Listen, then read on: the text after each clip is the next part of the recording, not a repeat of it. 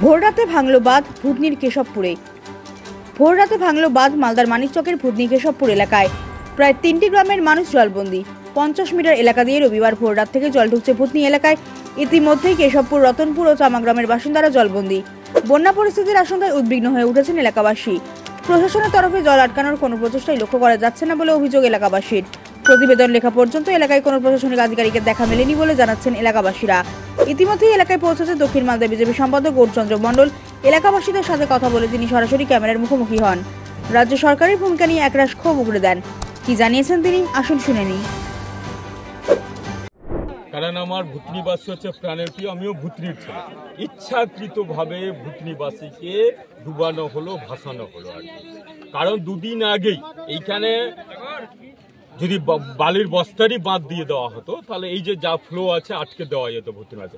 কিন্তু আজকে 3টা অঞ্চল 1998-এর যে ঘটনা পুনরাবৃত্তি আজকে এইখানে হচ্ছে 2024-এ এই সরকারের উদাসীনতা আর এদের অনীহার জন্য। কারণ একটা জিনিস, এই সরকার কৃষি ভাইপোর সরকার বা এখানকার বিধায়ক বা এমপি যেই হোক, কারণ একটু চেষ্টা করলে এই ভুতনিবাসী কিন্তু আজকে ডুবতো না বা ভাসতো না।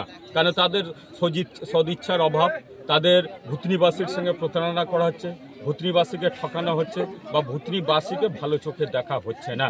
কারণ যা ফ্লো আছে বালির বস্তার বাঁধ 4 ফিটের করে দিলেই দুদিন আগে যদি প্রশাসন কাজ শুরু করতো তাহলে এই ঘটনাটা ঘটতো না। তার উপরেও প্রতি বছর আমাদের ভুতনিবাসীর আবেদন আছে বা ভুতনিবাসীর পক্ষ থেকে যে আমাদের আবেদন যে স্থায়ীভাবে গঙ্গা ভাঙন রোধ করতে হবে। এই সরকার বন্যার মরশুমে বা গঙ্গা ভাঙনের সময় কোটি কোটি টাকার কাজ করে শুধু আত্মসাৎ করার জন্য, এবং সেই আত্মসাৎ করার জন্যই কিন্তু স্থায়ী সমাধান করে না বা বোল্ডার পিচিং বা এইরকম গঙ্গা ভাঙনের কোনো কাজ তারা করে না।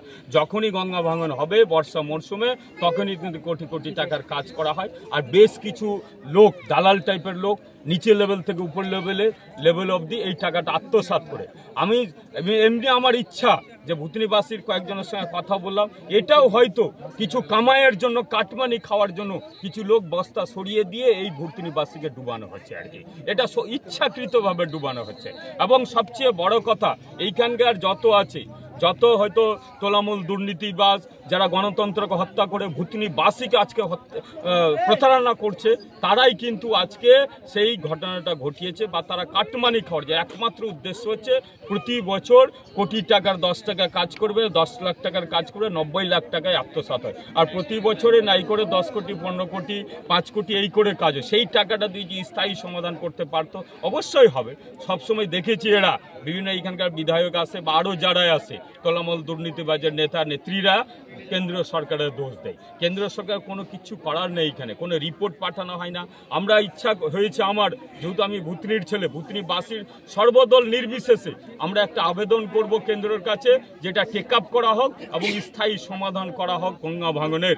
বোল্ডার পিচিং করে বড় বড় ব্রিজ যখন নদীর উপরে করতে পারছে, এই ভুতনিবাসীকে রক্ষা করতে পারবে না? অবশ্যই পারবে, কিন্তু সদিচ্ছার অভাব আছে।